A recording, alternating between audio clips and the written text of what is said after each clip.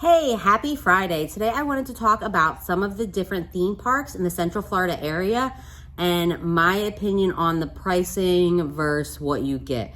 We have had annual passes these last 4 years, to a couple of the different parks. We had annual passes to LEGOland in 2020, 2021, I believe part of 2022. Yes. We gave up those passes last year.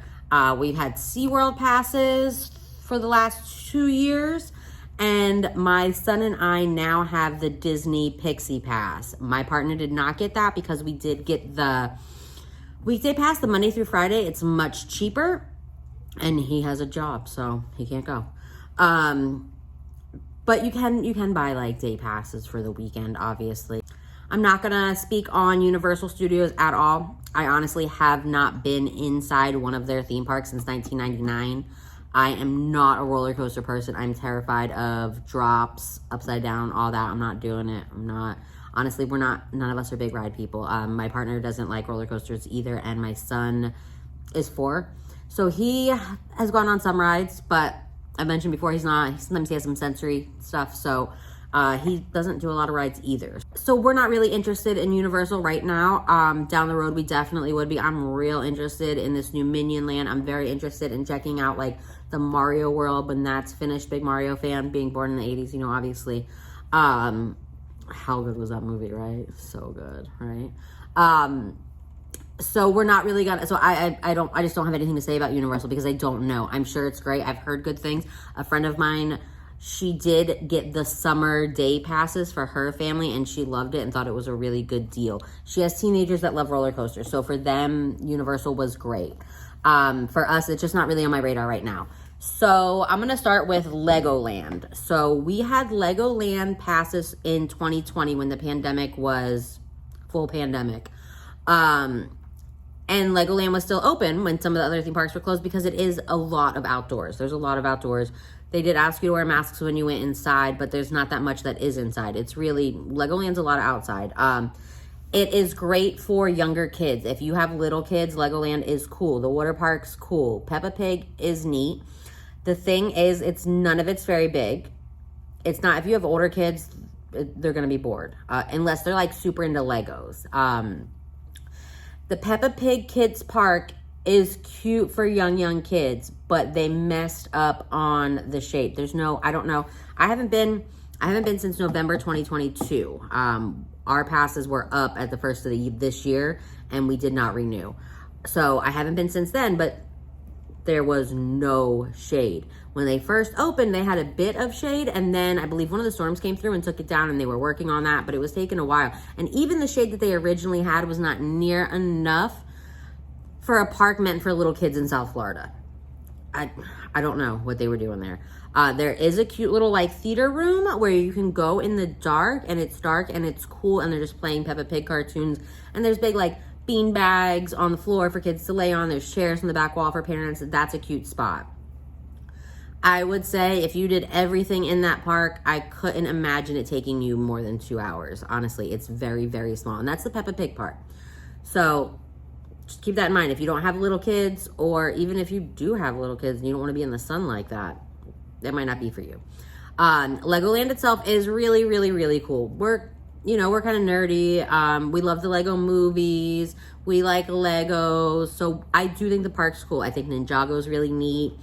I think some of the rides are really cool.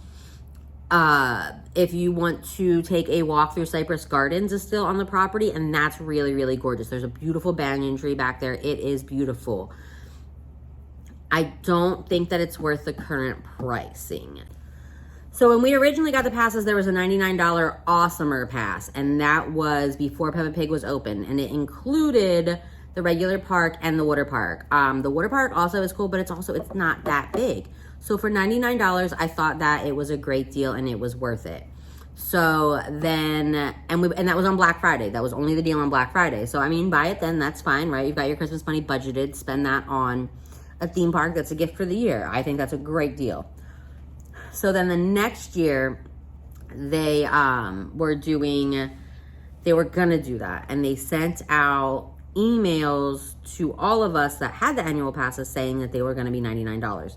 And that was when Peppa Pig had opened. So this was coming up to like Black Friday 2021. So this was the passes for the 2022 year. So when they said, so they sent us all these emails, and then they changed their minds. They realized they had Peppa Pig and they could get more, and all of a sudden it was like $250. And that was the Black Friday deal. But they would honor the $99 if you had it, but they weren't going to give you the old perks. So originally the Awesomer Pass had included admission to some of the Merlin attractions around Orlando, which included the Sea Life Aquarium and the Wax Museum that are at Icon Park. And I got a discount on a soda that I bought in Icon Park with that pass. That was the first year. So when they messed up and changed their minds after they sent out the email, they weren't offering that anymore. So that is now attached. So they've restructured their passes. So you can now still have the Merlin attractions to all across the country on their platinum. Their platinum is $300. I don't think Legoland is worth $300. So now they have a gold tier. So the gold tier will let you into Legoland and the water park for $240, but you got to pay an extra $30, what makes it $270 if you want to get into Peppa Pig. The silver is $200, just Legoland, no water park, but you do get the free parking. Bronze is $150, basic, no parking.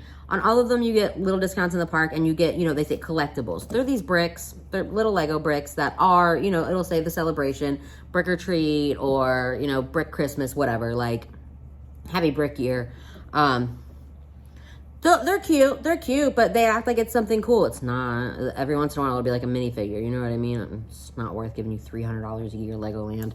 It's just, in my opinion, it's not that big to be worth this. Also, in my opinion, the hotel's the coolest part. The hotel is the coolest part. The hotel is expensive. The rooms are always expensive. The annual pass holder discount is not fantastic.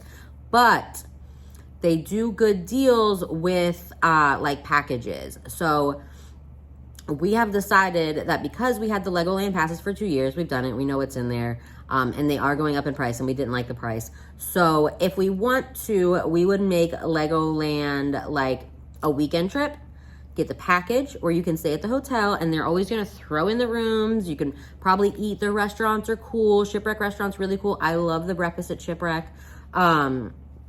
So if you don't think that you're going to go all the time, if you don't live close, if it's kind of out of the way for you, I would suggest looking into the packages, the vacation packages versus the annual pass. I do think that it's a better deal for Legoland. The hotel is just honestly the coolest part. And again, those prices are wild and they're all over the place. So like you really have to, if you have a date in mind that you want to do that, I would just be checking it regularly for 6 to 8 months in advance, because it might pop up on a deal one day and then the next day it'll be gone. We know that's how they all go. So next I'm going to do SeaWorld. We love SeaWorld. We really do. So SeaWorld does a preschool pass. If you have a child that is 5 and under, you are going to register for that around the beginning of the year, normally around January 1st, 2nd, right after New Year's. They're going to start sending out those emails. They'll start like promoting it on their social media. So you'll just go to SeaWorld.com. You'll fill in like your kid's name, information, blah, blah, blah. They will get a free pass. You do have to activate it normally by like the end of February. So you have to go there. So you do have to buy a pass for you. The first year we weren't thinking, and we got 2 fun cards for my partner and I both. The fun cards are they're not crazy compared to a daily admission. Fun cards right now are $132, and it's anywhere from $100 to $136 depending on the day. Right now they are having a sale on day tickets, but normally it's about $100 to get in. So the fun card is a deal if you're going with someone else, because the thing is, the fun card has no discounts and no free parking. So you're going to be paying $30, $40 for parking per time. That's not, when I'm buying these annual passes, I'm trying to get in and out as cheaply as possible, as many times as possible, right? Like I want to be able to go. Again, I have a 4-year-old, so like we don't need to do expensive dining all the time. I bring snacks. Don't bring snacks into SeaWorld, but you can bring snacks into, you can bring a whole cooler of food into Legoland and Disney World. But SeaWorld, no, because of the animals, right? So like be mindful of that. But so I feel like the fun card is a good idea for the partner that's not going to go all the time. So that first year we had bought them for both of us. We quickly realized that I was going to need a better pass. It's fine for my partner to have the fun pass because he's not going up during the week. He's not going unless we're all going. So I'm going to have that free parking on my pass anyway. So that's fine. And then also the discounts. The discounts can be good. And be nice, right? So always be nice. You just be nice to be nice, especially these theme park people. They are working in the sun. You know people are being nasty to them. You know people are stressed out and being rude to them. So you just be nice. Just be cool, be nice. And you will get extra discounts. Not always, don't expect it, don't fight when you don't. But if you're real polite and you're always saying please and thank you, I'm telling you, I get extra discounts everywhere all the time just because I'm nice to these people. So many people are so mean to these theme park people. Just be nice to them and you'll get a discount. I can't promise that, but there's a chance you'll get a discount just for being nice. And also it's nice to be nice, right? Brighten someone's day, you get good karma. It feels good. So, the prices, okay. So the fun cards are $130. So the bronze is $180. There's blockout dates, but there's still not parking. You have to get the silver to get the parking. The silver's $250. And this is just for SeaWorld. You can add Aquatica, I'm sure. I didn't look at that though, because that's gonna put you up, you know what I mean? So for silver, there's no blockout dates. You do get 2 guest tickets. You get 20% off in park purchases. The gold's $285. You get free preferred parking. Honestly, in the summer, that one's going to be worth it. 4 guest tickets, 30% discount. Now, here's where it gets wild. The platinum is $500, right? Free parking, 6 guest tickets, 50% discounts. If you can swing it, the platinum's probably the way to go because then you wouldn't even need the fun card for a partner that's only going to go a couple times a year. You know what I mean? Unless you want to use that on like friends, that's fine too. Because we did at one point, he got the silver ticket when I had already had one, and we were able to take my friend's family of 5, and they only had to buy 1 ticket, and they did end up buying a fun card for the teenager, and then she could go back with me throughout the year. Because again, you don't want the fun card if you're going alone, but a teenager's not going to drive up there by herself. So she's coming with someone else that does have the free parking and the discounts. So then that brings us to the most expensive. It's Disney, obviously. Disney is expensive. But the thing about Disney being expensive is, in my personal opinion, it's worth it because it's only super expensive to get in. And it is super expensive to get in. You're looking at what, a minimum? They tell you they got day tickets for $109, but that's if you want to go to Animal Kingdom in like the height of the heat. You know what I mean? Which is great. I love Animal Kingdom, but apparently no one else does. Well, some people do. My sister-in-law actually does, and my kid.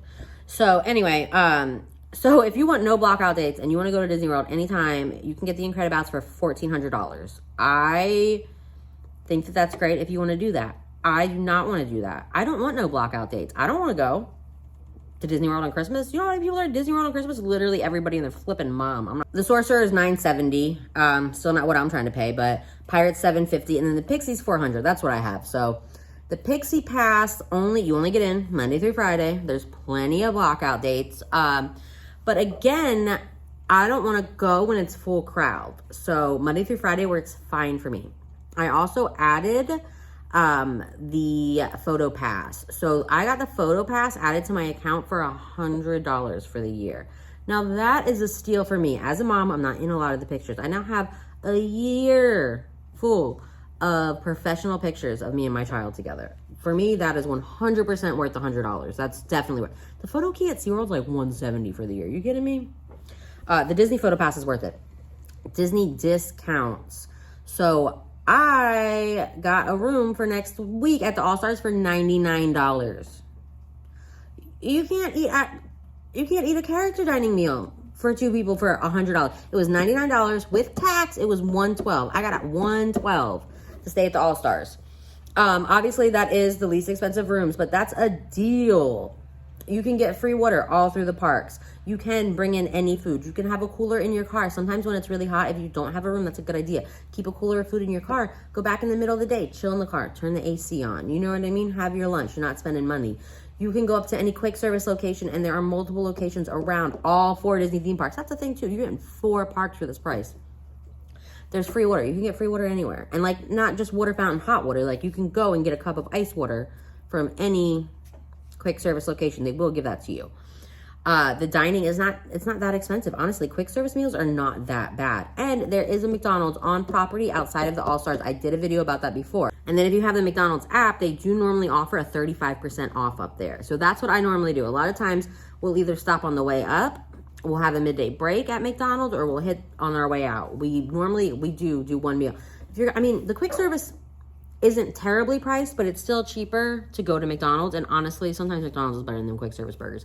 Now the festival is here, Food and Wine. I am going to hit that up next week. I don't know what the prices are like yet, but honestly, some of these little booths, they're not that expensive. Getting in is the expensive part. Once you're in, it's not that bad. So these are some of my breakdowns, some of my opinions on some of these prices. If you have any questions, please ask. I do also have some opinions on some lesser attractions a little further south where I am in the Treasure Coast area. I'll do a video on those next week. I've had quite a few annual passes in these last few years. I do think that it saves a lot of money, and it's a good way to be able to get out with little kids. You know, you can make these passes a birthday gift, a Christmas gift for yourself, for the child. That's what I normally do. I ask for them as gifts from, my partner, or we budget it to make sure, you know what I mean, that we can afford to get there. And now you just got to worry about McDonald's and gas money. They're all good parks, honestly. It just depends. They're all good parks. It just depends on what's best for you and your family, what's best for you and your budget. And again, that changes through seasons of life. It hasn't been the same for me the last few years. And we love it. And we love checking out different things. So thank you for watching and have a great weekend.